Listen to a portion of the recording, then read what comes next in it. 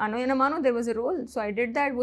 That was a episodic series type था, 2 episode का ऐसा कुछ था, तो उसमें मैंने काम किया और एकता मुझे वहाँ मिली, वो खुद भी तो इतनी छोटी थी तब, and then one day I suddenly got a call that Ekta wants to meet you and then she told me I'm making a show like this, so I didn't even think क्या audition, photoshoot, कुछ नहीं किया मैंने. Imagine कि कुछ नहीं, कोई portfolio नहीं, कुछ नहीं, और सीधा इतने बड़े show. God is kind, yes. So हम 5 के जब कॉल आया तो क्या क्या मिला, और फिर जब फर्स्ट डे आपने एंटर किया सेट्स पे तो क्या क्या दिखा आपको? सो जब मैं मिली थी तब एकता और कपिल शर्मा जो हमारे डायरेक्टर थे, वो लोग दोनों मिले थे मुझे. I still remember. I was not aware कि किसके लिए बुलाया है, क्या है. जब मिली तो मुझे स्टोरी बोला कि ऐसे ऐसे 5 लड़कियाँ, ये है, this is the role that I want you to do Bhairavi.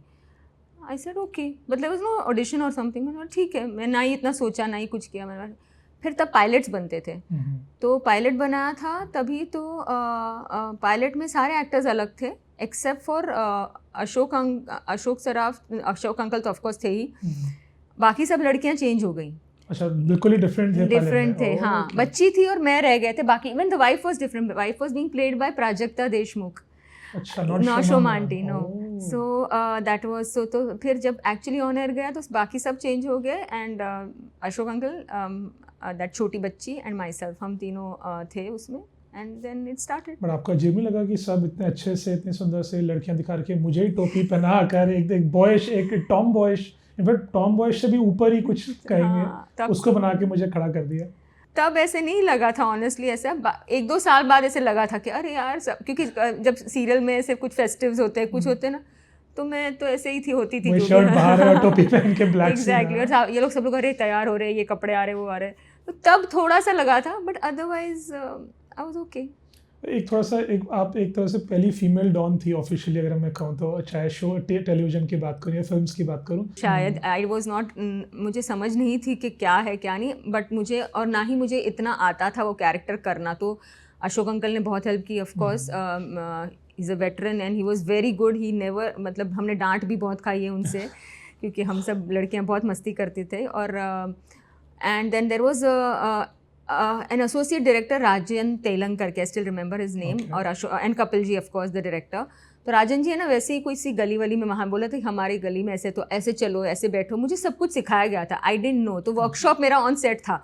Ashok uncle और ये लोग सब लोग बोलते रहते थे कि ऐसे करो, ये लाइन ऐसे बोलो, ये करो. तो वहीं पर वर्कशॉप करते करते करते वो कैरेक्टर मुझे आ गया. इनफैक्ट काजल भाई इतना स्ट्रॉन्ग कैरेक्टर था और आप इतनी शाय हैं, जैसे आपने बोला. अब काजल भाई बन के आप सिर्फ हुल दे रही होती थी, ये झगड़ा कर रही होती, तो आपको लगता है ना एंड ऑफ द डे यार मैं क्या कर रही हूँ?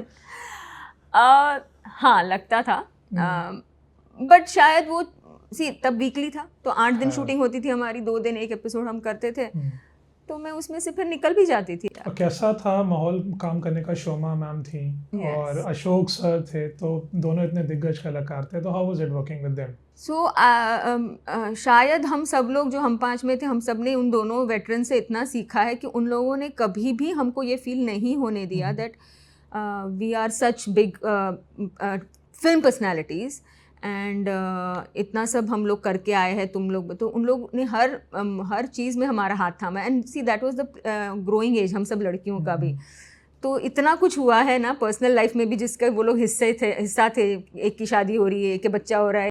दे were very supportive. It was like a family. सब लोग एक ही रूम में खाना खाते थे, एक ही रूम में सोते थे, ऐसे सब था. उस वक्त ऐसा तो था नहीं, वैनिटीज़ और अलग अलग मेकअप रूम, वो सब नहीं था. तो सब कुछ एक साथ ही करते थे हम लोग. उन्हीं के साथ बड़े हुए टाइप्स था.